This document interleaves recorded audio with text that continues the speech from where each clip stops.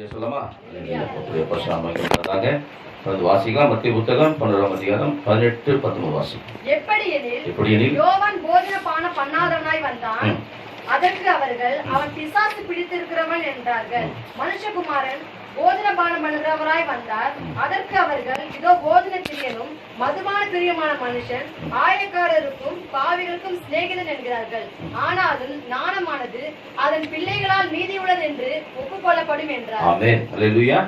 நீங்க பார்க்கிறோம், வேதத்தில் ஆண்டு ரெண்டு காரியங்கள் சொல்றார். ஒன்று, யோவான் ஸ்நானனை குறித்து சொல்றார். யோவான் ஸ்நானன் போஜனம் பானம் பண்ணார். போஜனமும் பானமும், அதாவது திராட்சை ரசமும் உணவும் சாப்பிடாம அப்பமும். இப்போ இஸ்ரேல் மக்கள்லாம் உணவுலாம், நம்ம உணவு வேற, இஸ்ரேல் மக்களுடைய உணவுலாம் வேற. நம்ம உணவுலாம் என்ன, ரைஸ் இல்லையா, அவங்க உணவுலாம் கோதுமை தான் அவங்களுடைய உணவு. பிரெட் எல்லாம் அவங்களுடைய உணவு. சப்பாத்தி போன்ற காரியங்கள்லாம் அவங்களுடைய, அப்பம் சொல்ற காரியங்கள்லாம் அவங்களுடைய உணவு.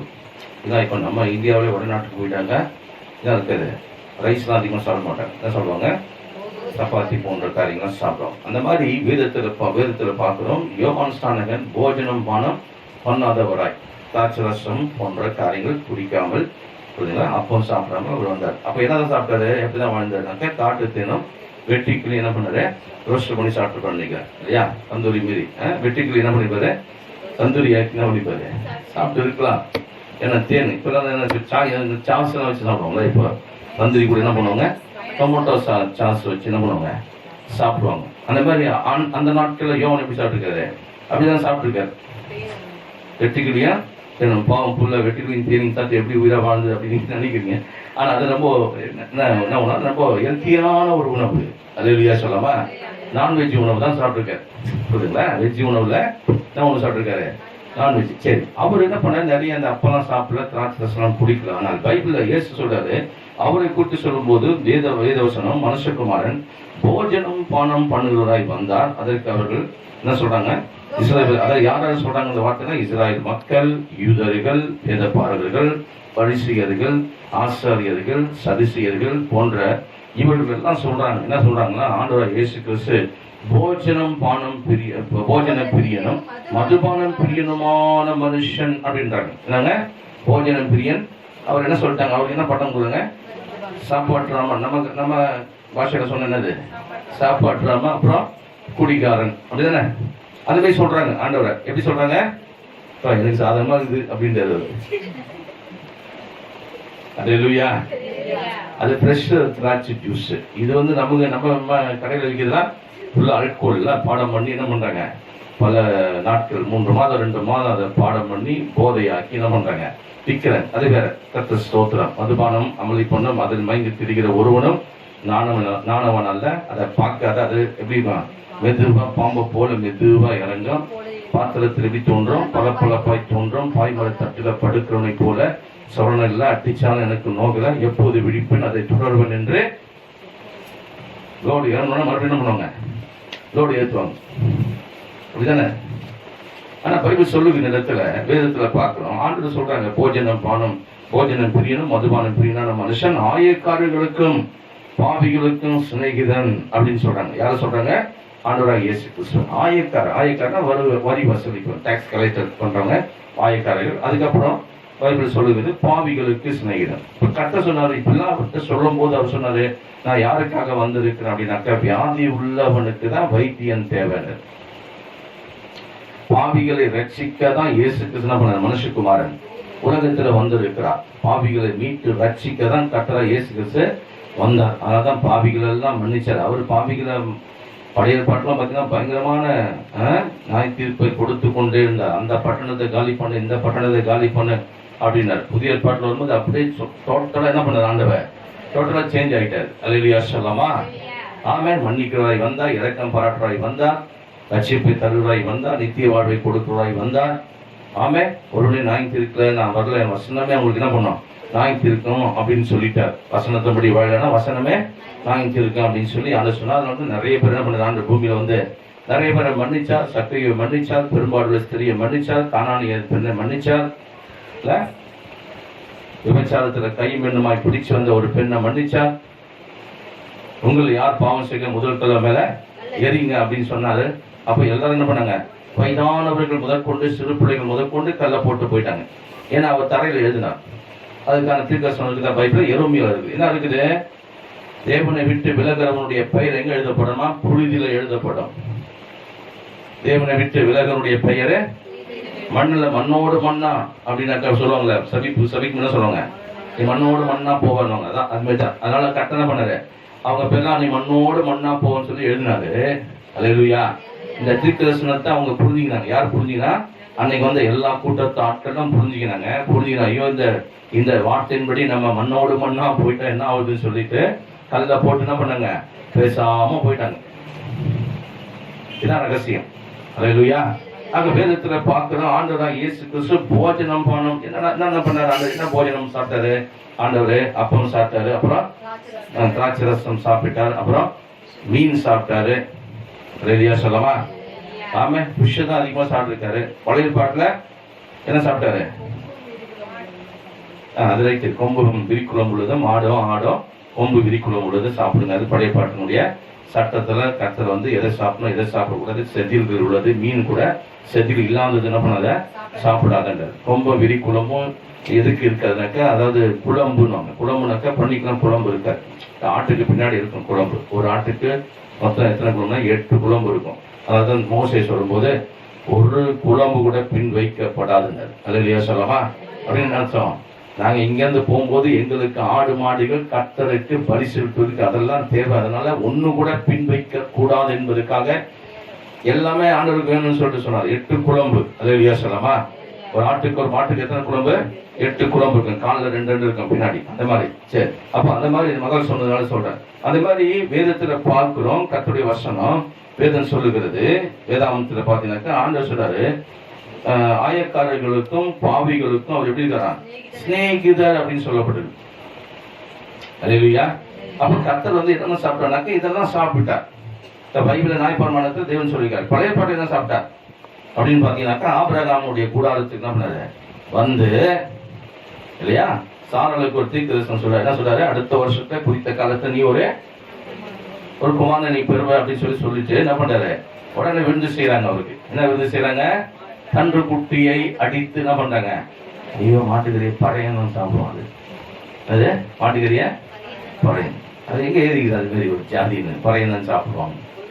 அல்லேலூயா. எல்லாம் பால்லாம் கிடைக்காம போயிடும், மக்களுக்கு அதெல்லாம் பஞ்சமாயிடுறதுக்காக இவங்க நம்ம ஆட்கள்லாம் சேர்ந்து இந்த மாதிரி ஒரு காரியங்களை சொல்லி ஆமே அதெல்லாம் அடிக்கக்கூடாத அளவுக்கு பண்ணி வச்சிருக்காங்க. புரியுதுங்களா? அல்லேலூயா. ஆமே. மாடு தன்னுடைய பாலை ரத்தமாக பால் என்ன பண்ணுது? கொடுக்குது இல்லையா? ரஜினிகாந்த் ஒரு பாட்டு என்ன பண்ணிருக்காரு சொல்லுங்க, பாடி இருக்காரு. நான் பாடியிருக்காரு.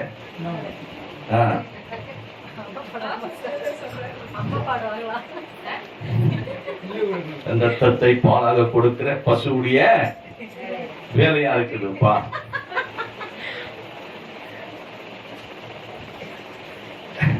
அந்த மாதிரி அப்ப எதை இப்ப மாட்டுக்கறி என்று சாப்பிடாதுன்றா, ஆனா எதை குடிக்கிறாங்க? சொன்ன வருது அப்படின்ற நீங்க பாக்குறத பார்த்தா சரி.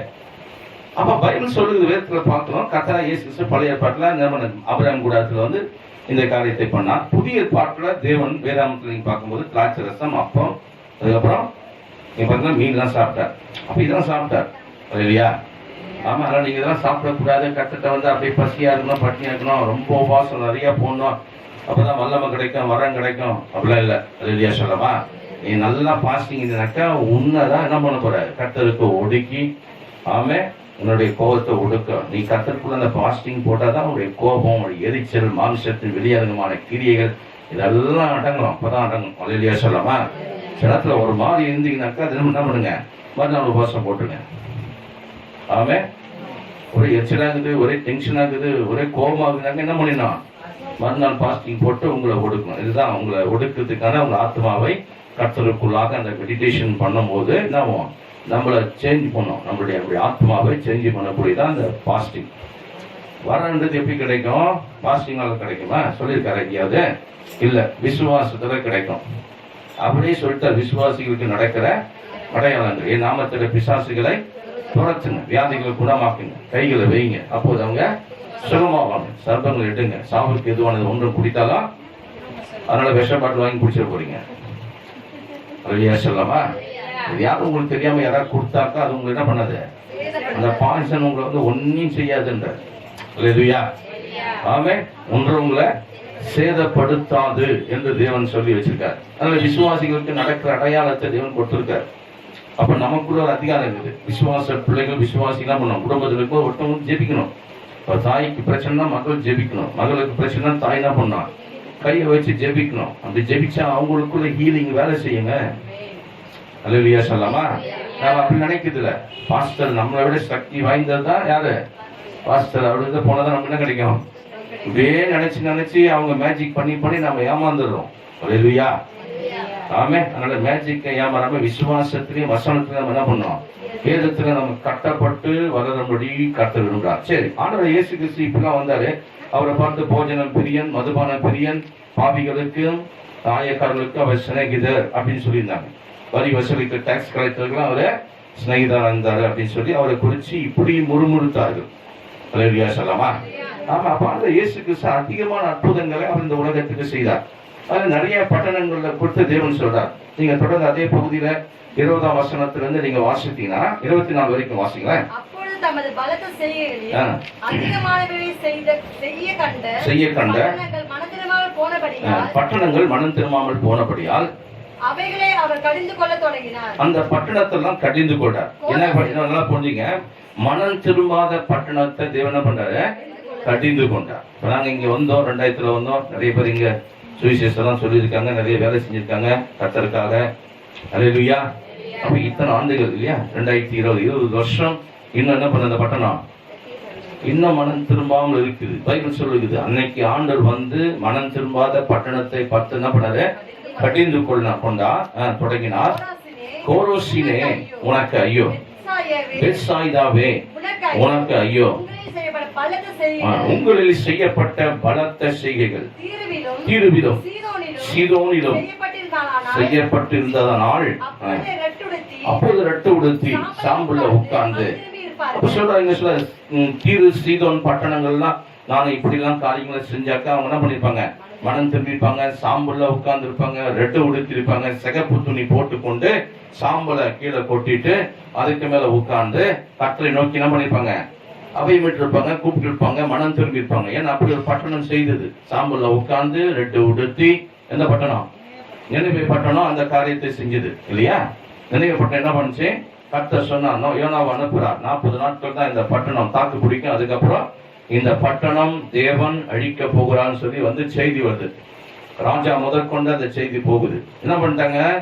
எல்லாரும் வந்துட்டாங்க. ஆடு மாடுகள், பெரியவங்க சின்னவங்க, ராஜா முதற்கொண்டு வந்து சாம்பல்ல உட்கார்றாங்க. எங்க உட்கார்றாங்க? பெருமையை பார்க்கல அந்த ராஜா. சாம்பல்ல உட்கார்ந்து சிகப்பு உடுத்தி கொண்டு வர்றார். அல்லேலூயா சொன்னமா? ஆமே. இந்த சிகப்பு உடுத்தி சாம்பல்ல உட்கார்ற பழக்க வழக்கம் யாருக்கிட்ட இருந்தது? இன்னைக்கு நம்ம பார்த்த சிகப்பை பார்த்தா வேற ஆள் புழுகுது, வேற கூட்டம் புழுகுது அப்படின்னு நம்ம சொல்லுவோம். இப்போ சபையில யாராவது சிகப்பா வந்து உட்காராங்கன்னு வச்சுக்க, சிகப்பு துணி போட்டு வந்து என்ன நினைப்போம்? புதுசா வந்துக்குது ஒரு ஆடு. அல்லேலூயா.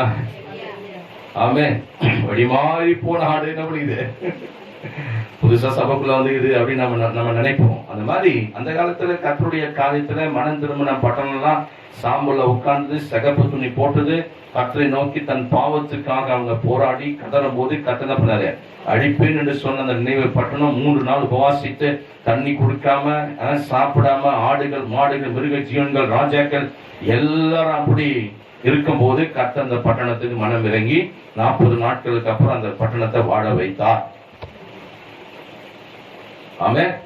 பைபிள் சொல்லுகிற இடத்துல நீங்கள் பார்க்கலாம். இப்படி அவங்க தீரு சீதோன் பட்டணங்கள் என்ன பண்ணிருப்பாங்களா? ரெட்டு உடுத்தி சாம்பல்ல உட்கார்ந்து என்னை நோக்கி கூப்பிட்டு இருப்பார்கள் என்று சொல்லி ஆண்டவர் மனம் திரும்பி இருப்பார்கள் சொல்றார். தொடர்ந்து வாசிங்க. நாளை தீர்ப்பு நாளிலே உங்களுக்கு நேரிடுவதை பார்க்கிறோம். தீருவுக்கும் சீதோனுக்கும் நேரிடுவது லகுவாயிருக்கும் என்று உங்களுக்கு சொல்லுவேன். இப்பதான் சொல்றாரு, தீரு சீதோனுக்கு நேரிடுவது லகுவா இருக்கும், கொஞ்சம் அதுக்கு தண்டனை கம்மியா இருக்கும், உங்களுக்கு அதை விட அதிகமா இருக்கும். ஏன்? மனம் திரும்பாத பட்டணத்துக்கு தேவன் அதை விட அதிக தண்டனை இருக்கும் இங்க சொல்ற. தொடர்ந்து வாசித்தோம்னா, வானபரியந்தம் உயர்த்தப்பட்ட கப்பர்நகுமே பரியந்தமும் நீ பாதாள பரியந்தமும் தாழ்த்தப்படுவாய். தாழ்த்தப்படுவாய். உனக்கு செய்யப்பட்ட பலத்த செய்கைகள் உனக்கு செய்யப்பட்ட பலத்த செய்கைகள் சோதோமிலே செய்யப்பட்டிருந்தாய். சோதோமிலே செய்யப்பட்டிருந்தால் இருந்தாயானால் அது இந்நாள் வரைக்கும் நிலைத்திருக்கும். பாருங்க, அப்ப சோதோம் பட்டணத்தை குறித்து இங்க பேசுற அடுத்த வசனத்தை வாசிப்போம். நான் சொல்றேன், நியாய தீர்ப்பு நாளிலே நியாய தீர்ப்பு நாளிலே உனக்கு நேடுவதை பார்க்கிறோம் சோதோம் நாட்டுக்கு நேடுவது லகுவாயிருக்கும் என்று உங்களுக்கு சொல்லுகிறேன்னு சொல்லிட்டு மனம் திரும்பாத பட்டணத்துக்கு பேசுகிறார். சோதோம் குமரா பட்டணத்துக்கு லகுவா இருக்கின்ற லகுவா இருக்கிற ஒரு பட்டணம் அது மகா பாவத்தை நிறைந்திருக்கிற ஒரு பட்டணம் சோதோம் பட்டணம் இல்லையா? அப்ப அந்த சோதோம் பட்டணத்துக்கு தேவன் சொல்றாரு, அந்த பட்டணத்துக்கு நடுவது லகுவா இருக்கும் நியாய தீர்ப்பு நாளில அப்படின்றார். யாருக்காக அது சொல்றாரு? மனம் திரும்பாத பட்டணத்துக்கு ஆண்டவர் சொல்ற வார்த்தை இப்படிப்பட்ட வார்த்தையா இருக்கிறது. அல்லேலூயா சொல்லாமா? அது இன்னைக்கும் பொருந்துமா? இன்னைக்கும் பொருந்தும். ஏன்னா ஆண்டவர் ஃபியூச்சர்ல தான் பேசுறார். அல்லேலூயா சொல்லாமா? மனம் திரும்பாத பட்டணம் இன்னைக்கும் இருந்து கொண்டு இருக்கிறதை வேதம் நமக்கு காண்பிக்கிறது. ஆக இன்னைக்கு இருக்கிறது. கொரோசினை குறித்து, பெத்தாசாய்தா குறித்து, கப்பர்நகூமை குறித்து உனக்கு செய்த அற்புதங்கள் மற்ற பட்டணங்களுக்கு செய்தால் அது நிலைத்திருக்கும் என்று சொல்லி தீரு சீதோனுக்கு சோதோம் குமராவுக்கும் லகுவாருக்கும் நடக்கிற காரியம் அப்படின்றார். தீரு சீதோனை குறித்து யார் இந்த சீதோனியர்கள் எல்லாம் பார்க்க போறோம். மத்திய புத்தகம் 15ஆம் அதிகாரம் 21 இருந்து 28 வரைக்கும் உள்ள வேதவசனத்தை வாசிக்கும். பின்பு இயேசு அவ்விடம் விட்டு புறப்பட்டு தீரு சீதோன் பட்டணங்களில் திசைகளுக்கு போனார். அந்த திசையில குடியிருக்கிற யார் இப்ப வாழ்ந்தாங்க? தீரு சீதோன் பட்டணத்துல கானானியர்கள் வாழ்ந்தாங்க. யார் இந்த கானானியர்கள்? நோவாவுடைய செம்காம் யாப்பேத் என்கிற 2வது சந்ததியுடைய மக்கள் தான் இந்த கானானியர்கள். அல்லேலூயா சொல்லவா? பழைய ஏற்பாட்டுல கானானியர்கள் தான் விரட்டினாரு. அதான் கொஞ்சம் பேர் என்ன பண்ணிட்டாங்க? விட்டுட்டாங்க. அதனால தொடர்ந்து என்ன பண்ணாங்க? அந்த சந்ததி பூமியில வாழ்ந்து வந்து கொண்டிருந்தாங்க. கர்த்தரால் வெறுக்கப்பட்ட ஒரு சந்ததி. புதிய ஏற்பாட்டுல அது நேசிக்கப்பட்ட சந்ததி. புதிய ஏற்பாட்டுல கிருபையினால விடுவிக்கப்பட்ட ஒரு சந்ததி. அல்லேலூயா சொல்லவா? அப்ப புதிய ஏற்பாட்டுல கர்த்தர் யாருமே தள்ளல, எல்லாரையும் இடத்துல வருகிற நான் புறம்பே தள்ளுவதில்லை. அதனாலதான் சொன்னார். ஆமென்.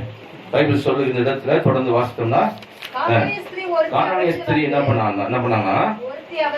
ஒருத்தி இடத்துல வந்து, ஆண்டவரே தாவீதின் குமாரனே எனக்கு இறங்கும் அப்படின்னு சொல்லிட்டு ஆண்டவர் நோக்கி தன்னை ஆண்டவர் ராஜா என்று சொல்லி கூப்பிடுறாங்க. தாவீது குமாரனே எனக்கு. தாவீது குமாரன் என்ன அர்த்தம்? தன்னை தேவனை ராஜா என்று சொல்லி அவங்க கூப்பிடுறாங்க. எப்படி கூப்பிடுறாங்க? ராஜாவே எனக்கு இறங்கும் என்று சொல்லி ஆண்டவர் நோக்கி கூப்பிடுறாங்க. தொடர்ந்து வாசிங்க. என்னுடைய மகள் பிசாசினால் கொடிய வேதனைப்படுகிறார் என்று சொல்லி கூப்பிட்டாங்க. அவர்களுக்கு பிரதியுத்தரமாக அவர் ஒரு வார்த்தை கூட என்ன பண்ணல, சொல்லவே இல்லை. அவங்க சீஷர்களுக்கு இப்ப ரொம்ப கவலையா போச்சு. சீஷர்கள் வராங்க, ஆண்டவரே இந்த பெண்ணு தொந்தரவு பண்ணிக்கிட்டே வரா. அவங்களுக்கு கொஞ்சம் இரக்கம் வருது. சீஷர்களுக்கு என்ன சொல்றாங்க? இவர் நம்மை பின்தொடர்ந்து கூப்பிடுகிறாரு, இவரை அனுப்பிவிடும் என்று அவரை வேண்டிக் கொள்றாங்க. அதற்கு அவர் காணாமல் போன ஆடுகளாகிய இஸ்ரவேல் வீட்டாரிடத்துக்கு அனுப்பப்பட்டனை என்று மற்றபடி அல்லவென்றார். தொடர்ந்து வாசிப்போம். அவள் வந்து, ஆண்டவரே எனக்கு உதவி செய்யும் என்று அவர் சாஷ்டாங்கமா வந்து விழுந்துட்டார். எப்படி வந்தாங்க? அதான் பணிந்து கொடுத்தா என்னன்னாக்கா தரையில அப்படியே நீட்டா அப்படி கீழே ஆண்டுகிட்ட விழுந்து எனக்கு உதவி செய்யுங்க சொல்லிட்டு 2 கரத்தை அப்படியே நீட்டி என்ன பண்ணுவாங்க? அவர் கால் நடுவ அந்த தலையை அப்படியே குனிஞ்சி தரையில அவரை பார்க்காம கேட்பாங்க, ஆண்டவரே எனக்கு உதவி செய்யுங்கன்னு சொல்லி சாஷ்டாங்கமா ஆண்டு முன்னாடி வந்து விழுந்துட்டாங்க. தொடர்ந்து வாசித்தோம்னா அவர் அவரை நோக்கி சொல்றாரு, பிள்ளைகள் அப்பம். இஸ்ராயல் மக்கள் தான் அவருடைய பிள்ளைகள். அல்லேலூயா.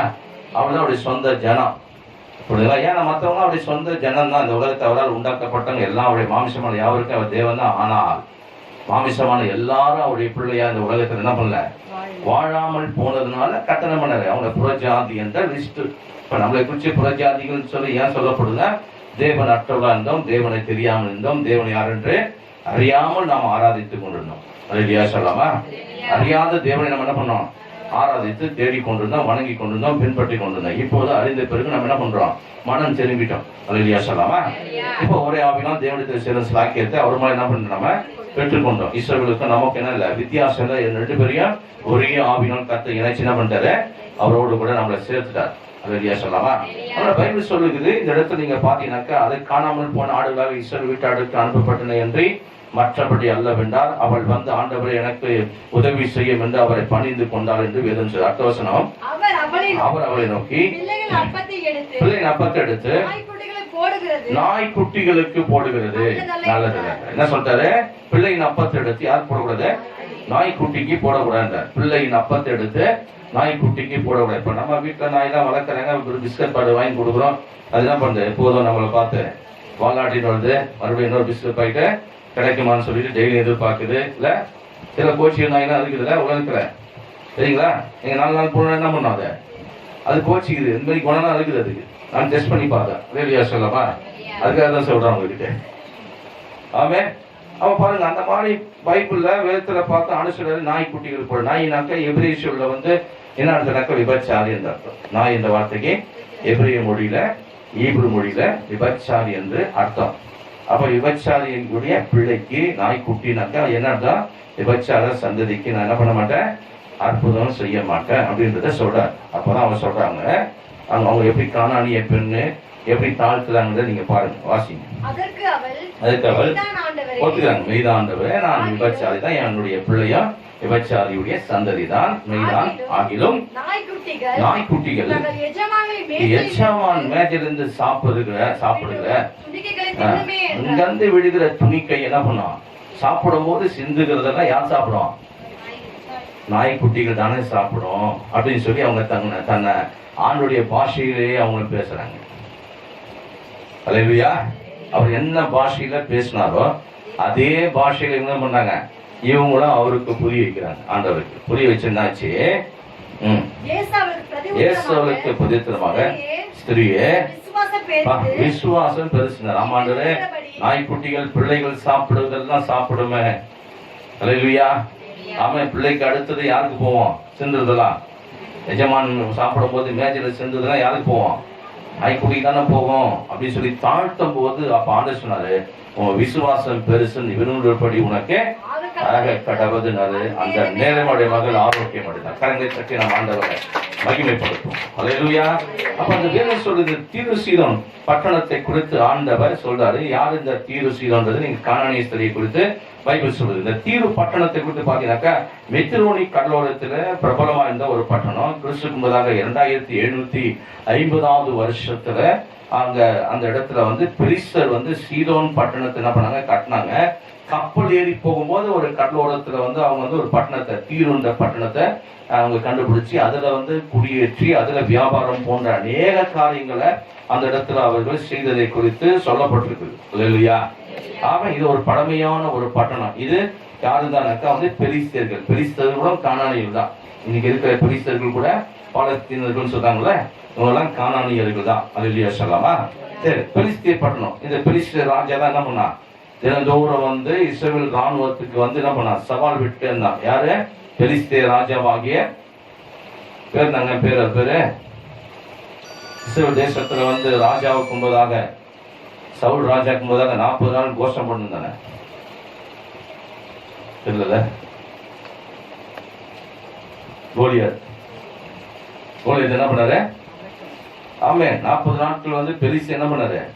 பெலிஸ்தியன். புரியுதுங்களா? அப்ப அன்னைக்கு இருந்த பழமையான ஒரு பட்டணம். இந்த பட்டணத்துக்கு ஆண்டவர் சொல்றாரு, அற்புதங்களை செய்து கண்ட பட்டணம். தீரு சீதோவின் செய்தாது மனம் கானானியர்களுக்கு நான் செய்திருந்தால், அதான் சொல்றாரு, புறஜாதிகளுக்கு நான் செய்திருந்தால் அந்த பட்டணம் மனம் திரும்பி நாள் வரைக்கும் நிலைத்திருக்குமே. இந்த சொந்த ஜனத்துக்காய் வந்த என்னுடைய சொந்த ஜனம் அவரை ஏற்று ஆக்கிலும் அவர் சொல்றாரு. அதனால தான் 11:12 சொல்லும் போது யோவான் புத்தகத்துல அவர் நாமத்தின் மேல் விசுவாசம் உள்ளவராய் அவரை ஏற்றுக்கொண்ட அத்தனை பேர்களும் தேவனுடைய பிள்ளைகளாகபடி அவங்களுக்கு அதிகாரம் கொடுத்திருக்கிறார். புரியுதா?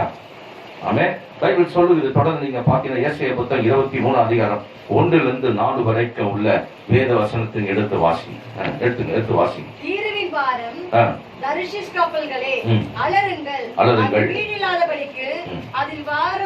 வருவார் இல்லாதபடிக்கு பாழாக்கப்பட்டது. இந்த செய்தி ஈத்தின் தேசத்திலிருந்து அவர்களுக்கு தெரிவிக்கப்படுகிறது. தீவு குடிகளே மௌனமாயிருங்கள்.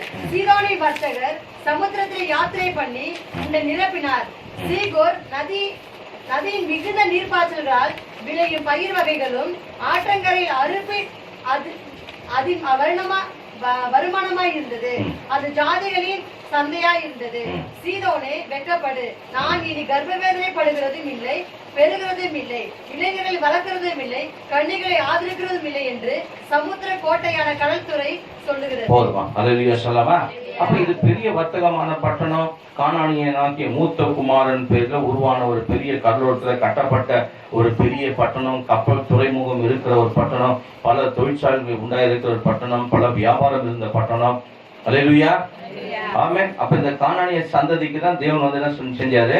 அந்த பெண்ணு கிட்ட பேசுறது, அற்புதங்களை செய்ய அவர் தன்னை தாழ்த்தும் போது அற்புதங்களை செய்கிறார். அப்ப இன்னைக்கு தாழ்த்துறவங்களுக்கு தேவன் என்ன பண்றாரு? சொல்லுங்க, அற்புதங்களை செய்கிறார். இல்லையா சொல்லலாமா? மனம் திரும்புகிற பட்டணத்தை தேவன் என்ன பண்றாரு? வாழ வைக்கிறார். அப்புறம் சொல்றாரு, இந்த அவர் செஞ்ச அற்புதங்களை செய்த பட்டணத்தை குறித்து வேதனையோடு பேசுறார். இந்த அற்புதங்கள்லாம் சோதோம் குமாரால செய்திருந்தால் அந்த பட்டணம் இருக்கான், மனம் திரும்பி இருக்கும். அந்த சோதோம் குமாரா பட்டணம் எப்படிப்பட்ட பட்டணமா இருந்தது? ஆபிரகாம் காலத்துல ஒரு அழகான ஒரு பட்டணம். அந்த பட்டணத்தை குறித்து லோத்து சொல்லும் போது என்ன சொன்னாரு? ஏதோம் தோட்டத்தை போல இருக்கிற ஒரு பட்டணம். இல்லையா? லோத்து என்ன சொன்னார் ஆபிரகாம்கிட்ட? அந்த பட்டணம் ரொம்ப அழகா இருக்குது, ஏதோம் தோட்டத்தை போலது இருக்கிற பட்டணமா இருக்கு. அதனால நான் என்ன பண்றேன்? அந்த பட்டணத்தை நாட்களும் என்னுடைய ஆடு மாடுகளையும் நான் அங்க ஓட்டி கொண்டு நான் அந்த பட்டணத்துக்கு போகிறேன் அப்படின்னு சொல்லி ஆபிரகாம்கிட்ட விடை பெற்று என்ன பண்ணாரு? லோத்து அங்க போயிட்டார். அங்க போய் தஞ்சமாயிட்டார். அந்த பட்டணத்துல போனா அங்க பயங்கரமான பாவம் நிறைஞ்ச பட்டணத்தை போய் மாடினார். அல்லேலூயா. கடைசியில தேவ தூதன் வந்து அவரை கொண்டு வந்து என்ன பண்ண வச்சாரு? இந்த பட்டணத்தை விட்டு திரும்பி பார்க்காம போங்க அப்படின்னு சொல்லி குடும்பத்துக்கு சொன்னார். கடைசியில் அவங்க மனைவி என்ன பண்ணிட்டாங்க? ஒரு அழகான ஏதோம் தோட்டத்தை போல இருக்கிற அந்த பட்டணத்தை நாம் விட்டுட்டு வரமே, செல்வாக்கை விட்டுட்டு வரமே, செல்வங்களை விட்டுட்டு வரமே, சொந்த வீட்டை விட்டுட்டு வரமே அப்படின்னு சொல்லி திரும்பி பார்த்தாங்க. உப்பு தூணாங்க, போயிட்டாங்க. கர்த்தர் அந்த பட்டணத்தை என்ன பண்ணாரு? அக்னியாலும் கந்தகத்தினாலும் அழிச்சார். அப்ப ஜனங்கள் அந்த பட்டணத்தில் எப்படி வாழ்ந்தாங்கன்னா துன்மார்க்கமாய் வாழ்ந்தாங்க. கிறிஸ்து முன்பு 1027வது வருஷத்துல அந்த பட்டணம் வந்து அக்னியால தேவன் என்ன பண்ணாரு? அழிச்சார். அந்த பட்டணத்தை அழிச்சு தான் உப்பு கடல்லாம் அந்த அந்த அதனுடைய திறமையெல்லாம் போய் அதுல கலந்துச்சு போய். இப்ப அந்த உப்பு கடல் சித்தியின் பள்ளத்தாக்குல யூதேயா நாட்டுல கிழக்குல இருக்கின்ற கிழக்கு கடல் என்று அந்த அந்த கடலை வந்து அழைப்பாங்க. இப்ப அந்த கடல்ல இப்ப யாருக்கும் நீந்த தெரியல, அங்க போய் கத்துக்கணும், அங்க போய் கத்துக்கலாம். ஏன்னா அந்த கடல் என்ன பண்ணாது? மனுஷர்களை உள்ள எடுத்துக்காது. அங்க கடல்ல நடக்கலாம், உட்காரலாம், பேப்பர் படிக்கலாம், காபி டீ குடிக்கலாம். அப்படிப்பட்ட ஒரு கடல் அது. அது உங்களை என்ன பண்ணாது? உள்ள இழுத்துக்காது. அதுல போய் நீங்க என்ன பண்ணலாம்? நல்லா உட்காரலாம், பேப்பர் படிக்கலாம். அந்த அந்த அளவுக்கு இருக்கக்கூடிய ஒரு பட்டணம். அது பார்த்ததுனால சொல்றேன். அல்லேலூயா சொல்லாமா? ஆமா. அந்த பட்டணத்துல அந்த மாதிரியான ஒரு காரியங்கள்லாம் இருக்கும். அப்படிப்பட்ட ஒரு பட்டணம். ஆமே. அப்படிப்பட்ட பட்டணம் அது. எது? சபக்கடல் என்று உப்பு கடல் என்று சொல்லப்படுகிற சித்தியின் பள்ளத்தாக்கில் இருக்கிற யூதேயா நாட்டுக்கு கிழக்குல இருக்கிறதான கிழக்கு கடல் என்று சொல்லப்படுகிற இந்த பட்டணம். இது எப்படி உருவாயிச்சுனாக்கா வந்து அந்த அந்த அங்க இருக்கிற அந்த சாம்பல்லாம் பாத்தீங்கன்னாக்கா இந்த சோதோம் குமாரா அடிஞ்சு அதனுடைய சாம்பல்லாம் அதுல அப்படியே அந்த ஆறு போல நெருப்பு ஓடி வந்து அது வந்து அங்க ஒதுங்கிது. இப்ப அந்த சாம்பல் வந்து இன்னைக்கு மனுஷனுடைய சரீரத்துக்கு சுகத்தை உண்டாக்கக்கூடிய மருந்தா இருக்குது. அந்த இஸ்ராயல் மக்கள்லாம் அதை மருந்து டப்பாவா செஞ்சு மருந்து ஆக்கி வச்சிருக்காங்க. நிறைய பேர் அதுல போய் குளிக்கும் போது அந்த சாம்பல்லாம் எடுத்து பூசிக்கணும் குளிப்பாங்க. பூசிக்கணும் குளிச்சாங்கன்னாக்கா அந்த ஸ்கின் ப்ராப்ளத்துல தழும்பு, பெண் தழும்பு, ஸ்கின் ப்ராப்ளம் போன்ற நிறைய விஷயத்தெல்லாம் அவங்களுக்கு வந்து ரிலீஃப் ஆகுது, சுகமாக்குற மருந்தாக மாறுகிறது. சொல்லியிருப்பேன் வீட்டுல ஒரு தீமையிலும் தேவன் ஒரு நன்மையை வைத்திருக்கிறார். தீமைகளை நன்மையாக மாற்றுவி, துன்பங்களை இன்பமாக மாற்றுவி, தீமைகளை நன்மையாக மாற்றினி, துன்பங்களை இன்பமாக மாற்றினி. நன்றி நன்றி, எல்லாம் நன்மைக்கே நன்றி, நடந்ததெல்லாம் நன்மைக்கே நன்மைக்கே, நன்றி சொல்லி மகிழ்வேன் இன்றைக்கே அப்படின்னு சொல்லி பத்மான் சொல்ல முடியாது. இதெல்லாம் பாடிக்கிறார். தீமைகளை கட்டப்படி மாத்திருக்காரு, நன்மையாய் மாத்தி இருக்கிறார். அல்லேலூயா. அப்ப பாத்தீங்கன்னாக்கா இந்த சோதம் குறித்து அல்லது கொரேஷினை குறித்து சொல்றாரு. இது பெத்தாசாய்தா, கப்பர்நகும் அப்படின்னு சொல்லி 3 பட்டணம். கொரேஷினே, பெத்தாசாய்தாவே, கப்பர்நகுமே உனக்கு ஐயோ என்று சொல்லி ஆண்டவர் சொல்லியிருந்தார் இல்லையா? அது எப்போ அந்த பட்டணம் நல்ல பட்டணமா தான் இருந்தது. ஆனா கிறிஸ்துவுக்கு பின்பு 440 கொரோசின், பெத்தாசாய்தா, கப்பர்நகும், திபேரியா போன்ற 4 நகரங்களும் பெரிய பூமி அதிர்ச்சினால இந்த பட்டணங்கள் எல்லாம் அழிஞ்சு போனது.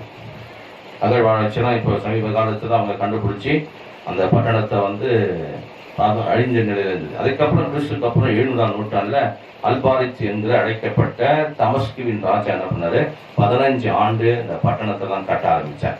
ஆனா கட்டி முடிக்கிறதுக்கு முன்னாடி அவரு மரிச்சு போனதுனால அவன் திபரியா மட்டும்தான் நிலைச்சிருக்குது. மீதி இந்த 3 பட்டணம் இந்த நாள் வரைக்கும் அழிக்கப்பட்ட பட்டணமா இருக்கிறது.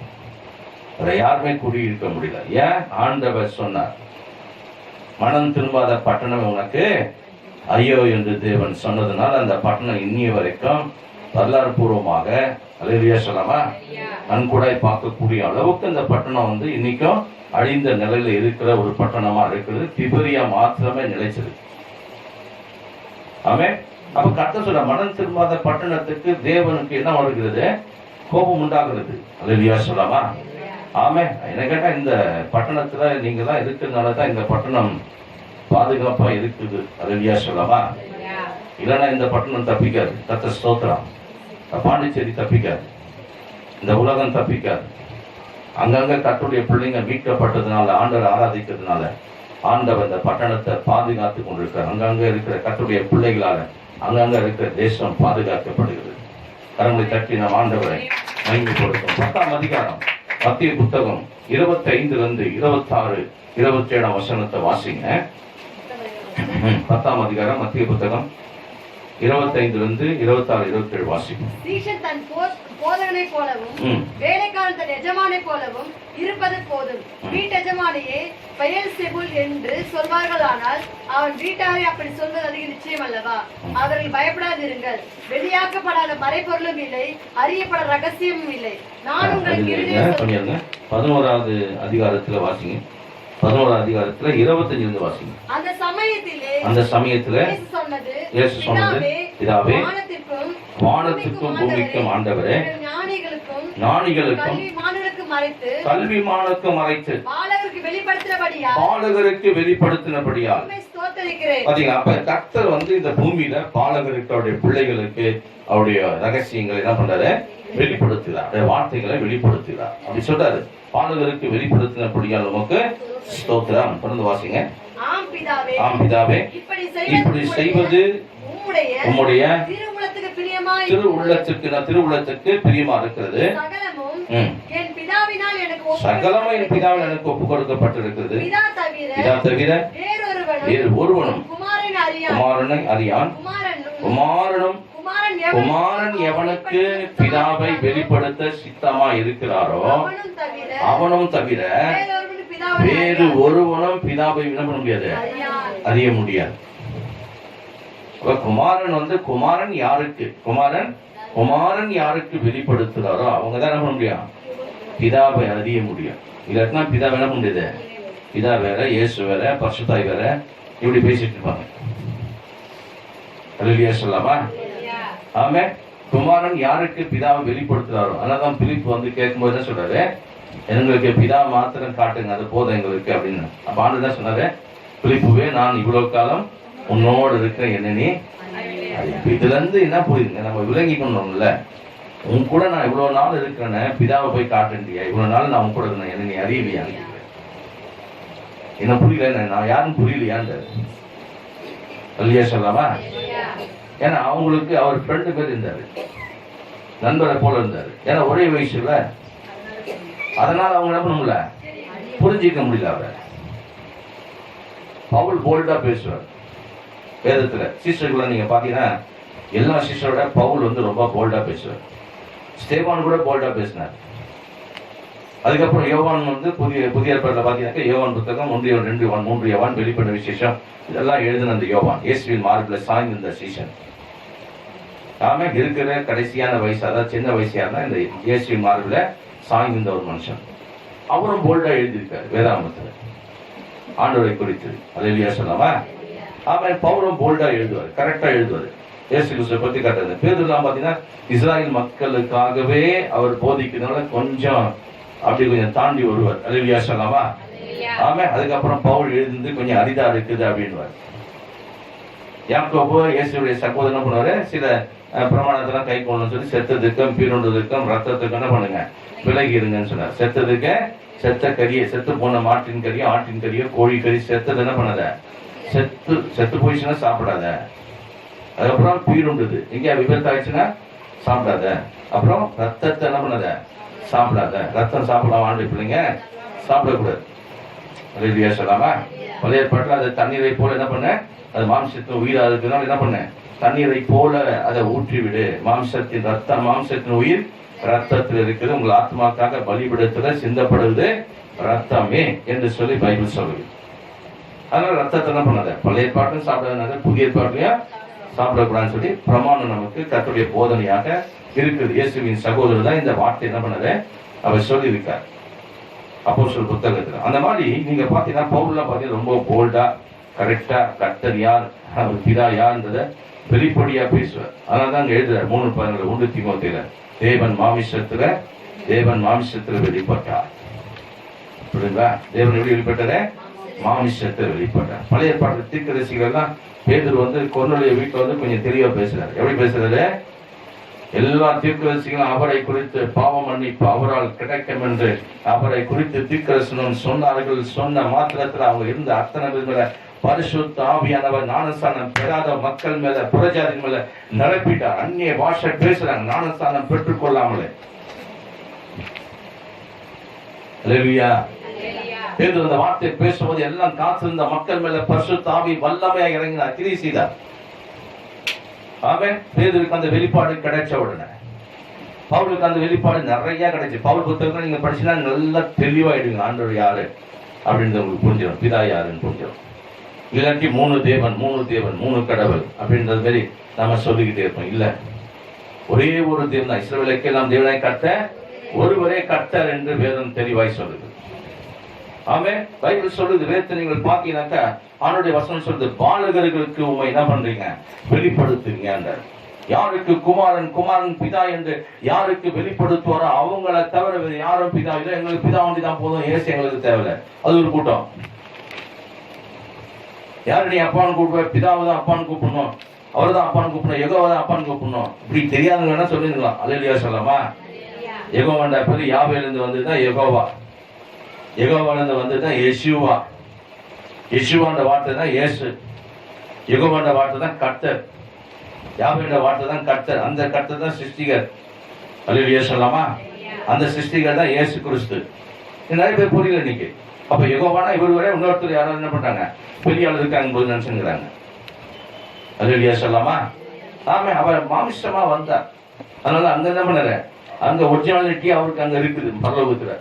அவர் மாமிச ரூபம் எடுத்து என்ன பண்ணாரு, இந்த உலகத்தை நமக்காக, நம்மை மீட்கிறதுக்காக, நம்ம தேவனுக்கிட்ட சேர்க்கிறதுக்காக, நம்மை பாவத்தை மன்னிக்கிறதுக்காக, தண்டனை அவர் ஏற்றுக்கொள்வதற்காக, அல்லேலூயா சொல்லாமா, அவருடைய அக்கிரமத்தை ஏற்றுக்கொள்வதற்காக, நம்முடைய பாவத்தை சுமக்கிறதுக்காக அவர் இந்த உலகத்துல மானிட சின்மமாய் மனித அவதாரமாய் இந்த உலகத்துக்கு வந்தார். கரங்களை தட்டி நம் ஆண்டவரை மகிமைப்படுத்தும். வேதம் சொல்லுகிறது, பாலகர்களுக்கு உண்மை வெளிப்படுத்துகிறது, குழந்தையாய் மாறுகிறவர்களுக்கு வெளிப்படுத்துவார். கர்த்தர்கிட்ட குழந்தை போல வந்து கர்த்தருடைய வார்த்தை என்ன பண்ணுவான், கற்றுக்கொள்ளணும், கேட்கணும். அப்படி கேட்கணும், ஆண்டவரே எனக்கு கற்றுக் கொடுங்க. ஆமே. அல்லேலூயா சொல்லாமா. நிறைய நோட்டு இந்த மாதிரி செய்தி நோட்லாம் இருக்குது, வச்சிருக்கிறேன். அல்லேலூயா சொல்லாமா. எல்லாத்தையும் எடுத்து ஓரம் கட்டி வச்சிருக்கிறேன். ஒன்னு கேட்டாங்க, வீட்டுல கேட்டாங்கன்னா அதான் அதுக்கு நிறைய செய்தி எடுத்து கொடுங்க. இல்ல கர்த்தர் புதுசா கொடுப்பார். அல்லேலூயா சொல்லாமா. ஆமா. என்ன கொடுப்பாரு, நீங்க பேக்கரியில போய் டெய்லியும் பிரெட் நம்ம போய் கேட்கறோம், இது புதுசாங்கன்னு கேட்கறோம். ஏன் கேக்குறீங்க, பழசுவானுங்க அப்படின்னு. அல்லேலூயா சொல்லாமா. ஒரு பால் வாங்கணும், டேட்டா பார்க்கணும். நம்ம என்ன தேதி போட்டுக்குது, இன்னைக்கு தேதி போட்டுக்குதா, நாளைக்கு தேதி போட்டுக்குதா, இல்ல 2 நாள் முடி போட்டுக்குதான்னு பார்க்கணும். அல்லேலூயா சொல்லாமா. நம்ம ஆகாரத்துக்கு நமக்கு புதுசா தேவைன்னா, நமக்கு ஆவிக்குரிய வாழ்க்கையில வாழ்றதுக்கு கர்த்தர் டெய்லியும் புது பிரெட்டை கொடுக்க மாட்டாரா? கரங்களை தட்டி ஆண்டவர் பயன்படுத்து. புது பிரெட்டை கொடுப்பார் ஆண்டவர். அல்லேலூயா சொல்லலாமா? இதுவரைக்கும் இந்த வசனத்தை நான் பேசல, இன்னைக்கு பேசுறேன் இந்த சபையில வந்து, இல்லையா? ஏன் கர்த்தர் புதுசு புதுசா என்ன பண்ணுவாரு? கொடுப்பா, தினந்தோறும் கொடுப்பா. நாள் முழுக்க புதிய கிருபை, நாள்தோறும் புதிய கிருபை, எங்கள் வாழ்நாள்ல களி கொடுக்கிற கிருபை. அப்ப நாள் முழுக்க என்ன கிருபை வச்சிருக்காரு? புதிய புதிய கிருபையை வைத்திருக்கிறார். புதிய புதிய கிருபையை. அப்ப தினந்தோறும் அந்த கிருபை என்ன பண்ணோம்? அதிகாலையில எதிர்த்து என்ன பண்ணணும்? ஆண்டுகிட்ட பெற்றுக்கொள்ளணும். 5 to 6 மணிக்கு, 4 to 5 மணிக்கு, 3 to சொல்லுங்க 4 மணிக்கு, இல்ல 1 மணிக்கு தான் எழுந்திரிச்சு ஜெபம் பண்ணணும். ஜெபம் பண்ணு, யார் வேணாம்னா 2 மணி தான் பண்ணுவோம் பாஸ் அப்படின்னா பண்ணுங்க. 1 மணி 2 to 3 வரைக்கும் பண்ணுங்க. திடீர்னு தூக்கம் கொடுக்க மாட்டார். அன்னைக்கு புலம்ப கூடாது, ஐயோ எனக்கு தூக்கத்தை கொடுக்கல, என்னாச்சுன்னு தெரியல. எதிர்த்து ஜெபம் பண்ணிப்பாரு, ஆட்டோமேட்டிக்கா மறுபடியும் என்ன பண்ணுறோங்க? தூங்க வைக்கிற தேவன். அல்லேலூயா. நீ அவர் நோக்கி கூப்பிடணும்னு சொல்லி உன் மேல அன்பு வச்சு என்ன பண்ணுறவங்க? உன்னை நேசித்து எழுப்புகிறாருங்க. அல்லேலூயா.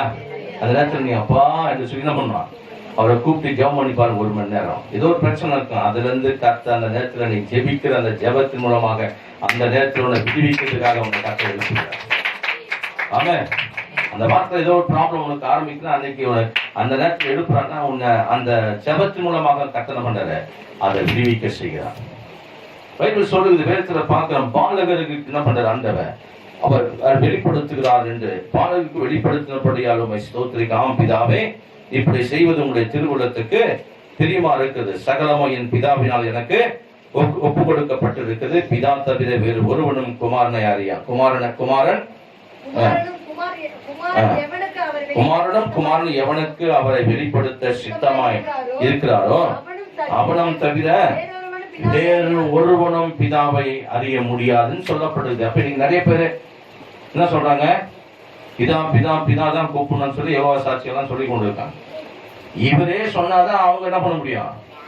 பிதா யாருன்னு தெரியும்ன்றத பைபிள் சொல்லுது. அதனாலதான் பிலிப்புட்டு சொன்னாரு, இவ்வளவு காலம் நான் உங்களோடு கூட இருந்து நீங்க என்ன பண்ணல அறியவில்லையா? நானே வழியும், நானே சத்தியமும், நானே ஜீவனா இருக்கிறேன் அப்படின்னா. அதெல்லாம் புரிஞ்சுக்கணும் நம்ம. அல்லேலூயா சொல்லாமா? தேவன் மாமிசத்துல வெளிப்பட்ட யாவரும் ஒப்புக்கொள்ளக்கூடிய மகா ரகசியம் சொல்றாரு. யாவரும் ஒப்புக்கொள்ளக்கூடிய மகா ரகசியம். ஒப்புக்கொண்ட எல்லாரும் ஒப்புக்கொள்ளணும், எல்லாரும் ஏற்றுக்கொள்ளணும்.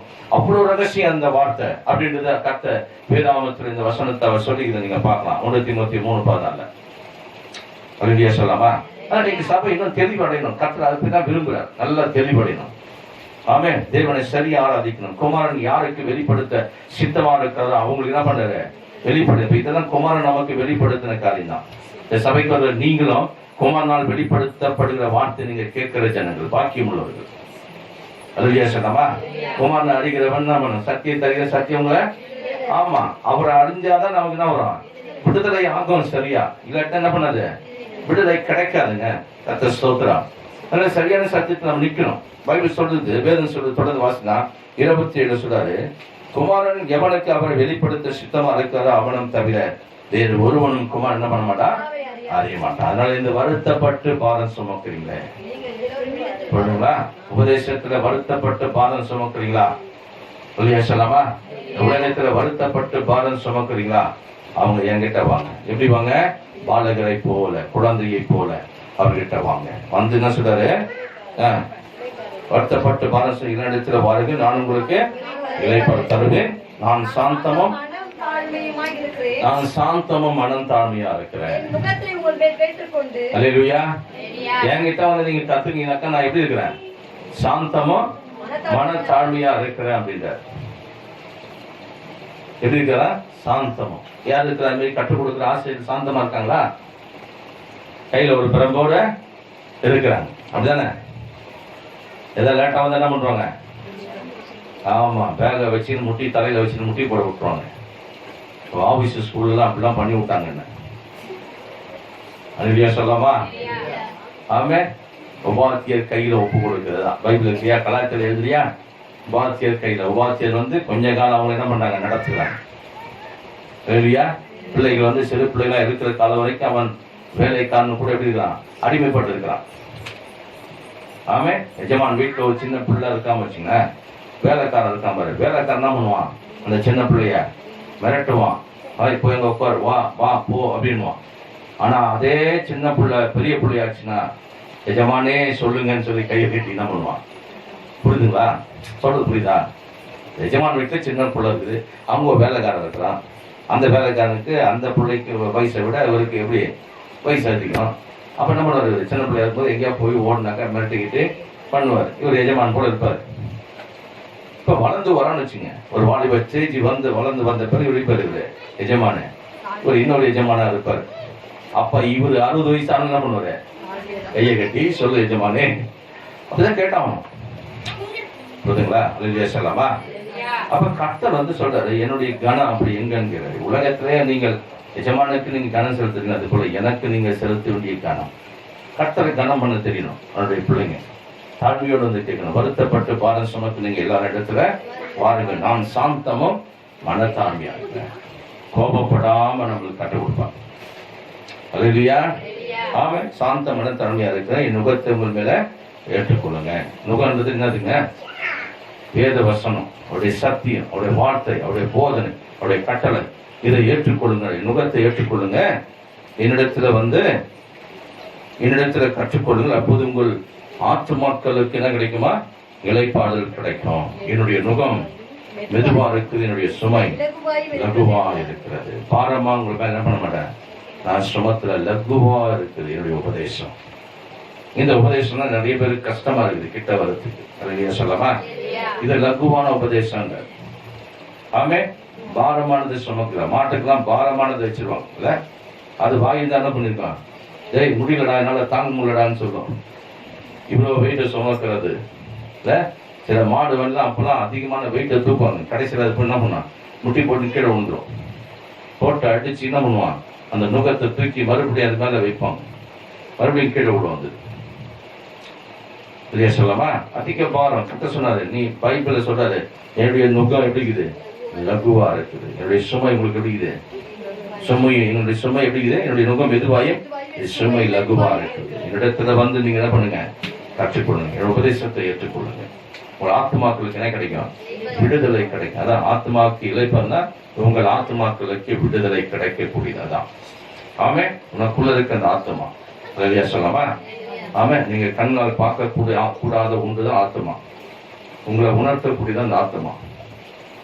இல்லையா சொல்லலாமா? சபைக்கு போன்னு சொல்லி உணர்த்துதான் ஆத்மா. கர்த்தரை தேடுன்னு சொல்லி உணர்த்துதான் ஆத்மா.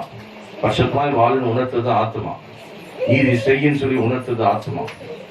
ரெண்டுமே உணர்த்தம். அல்லேலூயா. செய்யணும் உணர்த்தம், செய்யாதன்னு உணர்த்தம், ரெண்டுத்தையும் உணர்த்தம். எதுக்கு செவி கொடுங்களோ அதுதான் தேவ ஆவிக்கு நீங்க செய்ய. நன்மைக்கு செவி கொடுத்தால் தேவனால் நடத்தப்படுகிற ஆவி, தீமைக்கு நீங்கள் செவி கொடுத்தால் பிசாசினால் நடத்தப்படுகிற ஆவி. இதான் ரெண்டுத்தையும் கண்டுபிடிச்சலாம். நீங்களே கண்டுபிடிச்சலாம். இது நான் ஒன்றும் பெருசா என்ன பண்ண தேவை, பிரசங்கம் பண்ணி உங்களுக்கு புரிய வைக்கிறது. நீங்களே கண்டுபிடிச்சலாம். நன்மையை நீங்கள் செவி கொடுத்தால் நீங்கள் கர்த்தருடைய அந்த ஆத்மாவுக்கும் கர்த்தருடைய ஆவியில நடத்தப்படுவதற்கு அடையாளம். தீமைக்கு நீங்கள் செவி கொடுத்தால் பிசாசுக்கு நீங்கள் கொடுக்க, அதுக்கு நீங்க செவி கொடுக்க அடையாளமா இருக்கு. அதனால கர்த்தர் சொல்றாரு, பாலகரை போல நீங்க இடத்துல கற்றுக்கொள்ளணும். குழந்தையை போல தினந்தோறும் ஆண்டவரை கேட்கணும். நாள் முழுக்க அவர் புதிய நாள்தோறும் புதிய கிருபினால் கர்த்தர் நிரப்புறார். மனம் திரும்பாத பட்டணத்துக்கு ஐயோ என்று தேவன் சொன்னார். கொரோசினை உனக்கு ஐயோ. தீருவிலும் சீதோனிலும் சோதோம் குமராவிலும் இப்படிப்பட்ட காரியங்கள்லாம் செய்துதான் அது இந்நாள் வரைக்கும் அது நிலைச்சிருக்கமே என்று சொல்லி அதற்கு நேடுவதை பார்க்கிறோம். இங்க மனம் திரும்பாத பட்டணத்துக்கு நேடுவது இதை விட அது அதிகமா இருக்கும். அப்ப ஏற்கனவே நடந்தது, மோசமான தண்டனைகள் எல்லாம் நடந்தது.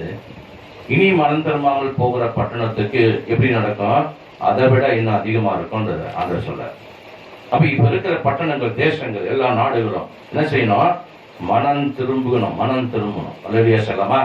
பாவத்தை விட்டு மனம் திரும்பணும், வழிபாடுகளை விட்டு மனம் திரும்பணும், விக்கிரங்களை விட்டு மனம் திரும்பி கர்த்தர் யார் என்பதை சரியான்றைக்கு புரிந்து கொண்டு அவரை ஆராதித்து அவரை அண்டிக் கொண்டு தேவனுடைய ராஜ்யத்தை அடைய, நித்திய ராஜ்யத்தை சுதந்திரிக்கிற மக்களாய் மாறணும்.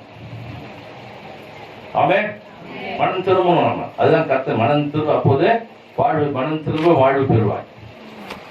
இல்லையா? பைபிள் சொல்லுதா அந்த மாதிரி? என்ன சொல்லுங்க? மனம் திரும்ப அப்போது வாழ்வு பெறுவாய்.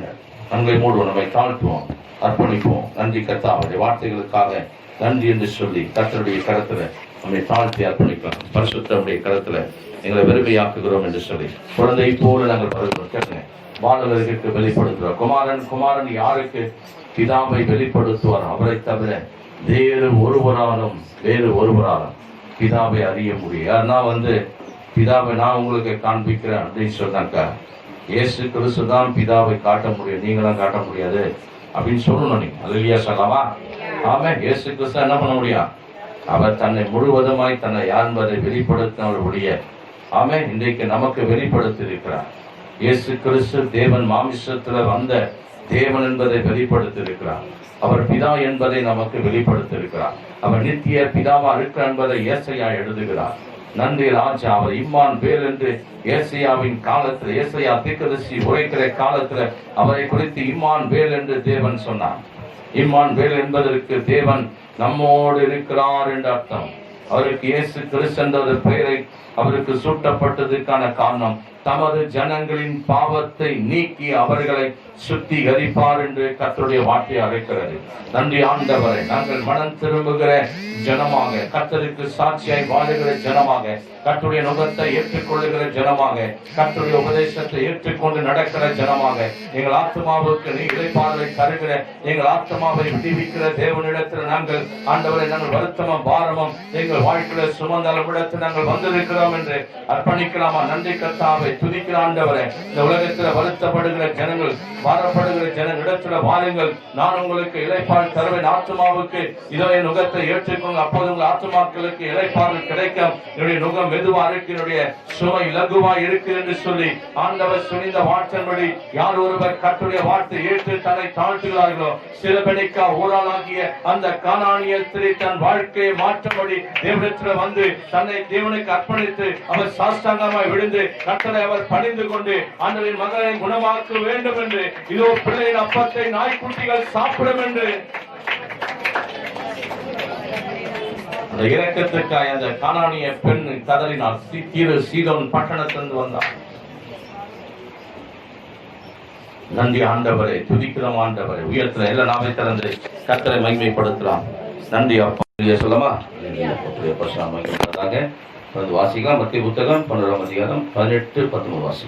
எப்படியெனில் யோவான் போஜன பானம் பண்ணாதவனாய் வந்தான். அதற்கு அவர்கள், அவன் பிசாசு பிடித்திருக்கிறவன் என்றார்கள். மனுஷகுமாரன் போஜன பானம் பண்ணுகிறவராய் வந்தார். அதற்கு அவர்கள், இதோ போஜன பிரியனும் மதுபான பிரியமான மனுஷன், ஆயக்காரருக்கும் பாவிகளுக்கும் சிநேகிதன் என்கிறார்கள். ஆனாலும் ஞானமானது அதன் பிள்ளைகளால் மீதியுள்ளது என்று ஒப்புக்கொள்ளப்படும் என்றார். ஆமென். அல்லேலூயா. நீங்க பார்க்கிறோம் வேதத்தில் ஆண்டு ரெண்டு காரியங்கள் சொல்றார். ஒன்று யோவான் ஸ்நானனை குறித்து சொல்றார். யோவான் ஸ்நானன் போஜனம் பானம் பண்ணார். போஜனமோ பானமோ